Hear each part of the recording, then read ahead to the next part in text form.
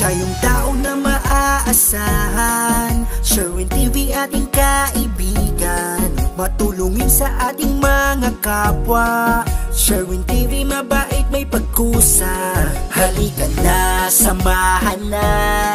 Sherwin TV samahan natin, hindi magsasawa na magpasaya. Sherwin TV ay nandito na. Ayan, so may nagbenta po sa atin dito ng rambutan. Ayan, inalok po sa atin. Ayan, may dala-dala po siyang rambutan. Ayan. Si Kuya Rod. Ayan, isang senior citizen na din. Ayan, buti na lang po at nagpunta siya dito sa amin.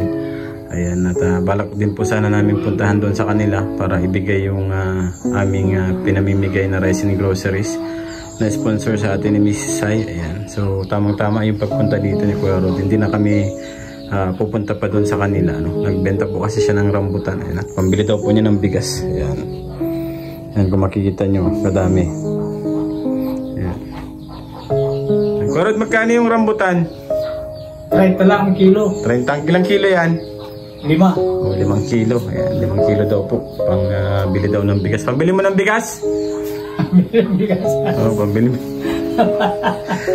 Pambili daw ng bigas si Kuya Rod. Ayan. So, siyempre, babayaran din natin yan. Tapos may bibigay po tayo sa kanyang yung pinamimigay na rice and groceries. Ayan. So, ayan, buti na lang po at pumunta dito. Hindi na tayo maabala na pumunta pa doon sa kanila. Ayan, malapit lang naman din pero mas maganda na yun. Ayan, pumunta na dito si Kuya Rod. Kuya Rod, ilang taong ka na nga? 71. 71 na po pala si Kuya Rod. 71 years old. Pero ano pa din, naghahanap buhay pa rin. Yan, minsan po ang trabaho niya, nakikita natin, construction, naggagawa ng bahay, pero 71 years old na. So, ayan, at bibigyan po natin siya ng pinamimigay ni Mrs. Sai, na grocery, rice and groceries. Siyempre, thank you so much po muli kay Mrs. Sai sa pag-sponsor sa atin ng ating rice and groceries. Ayan, maraming salamat po Mrs. Sai sa inyo pong pag-sponsor sa atin kay Sherwin TV para maipaabot ang tulong sa mga senior citizen. Ilan pa po lang po yung bibigyan natin kasi talagang medyo busy din ang mga senior citizen. Ang hirap din pong hanapin. Yan, kapag pumupunta po kami sa bahay, nagsasabi muna po kami na kami po ay pupunta sa senior citizen. So yun, maganda po ngayon at pumunta na dito si Kuya Rod para hindi na tayo magpunta sa kanila at ibibigay na lang natin sa kanya yung ating rice and groceries. Ayan.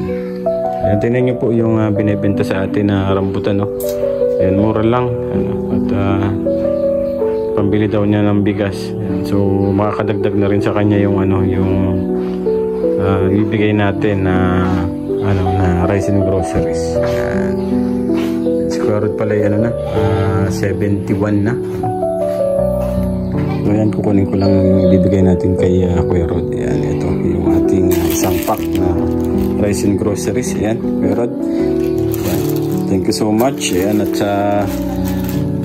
ikaw ay pumunta na dito para magbigyan na natin. Ayan, ibigay natin kay Kuya Rod isa naman pong senior citizen yung nabutan natin ng rice and groceries na pa-sponsor ni Mrs. Sai. Ayan, muli po, thank you so much kay Mrs. Sai at sa pagbibigay niya po ng patuloy na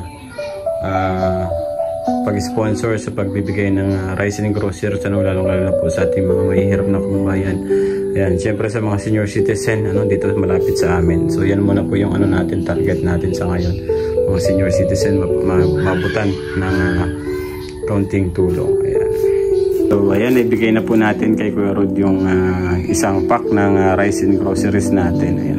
Kuya Rod, pwede ba tayo magpasalamat sa ating sponsor? Ayan, kay Mrs. Sai. Ayan, pasalamat po tayo. Ay, sa iyo po Mrs. Sai, nagpapaabot ka po ng maraming pasasalamat sa tulong ninyo pinagkakalob sa aming mga tulad senior citizen. Yun lang po. Maraming salamat. Ayan, sige po. Ayan. Salamat din po. Ayan, thank you so much kay Mrs. Sayo, di ba?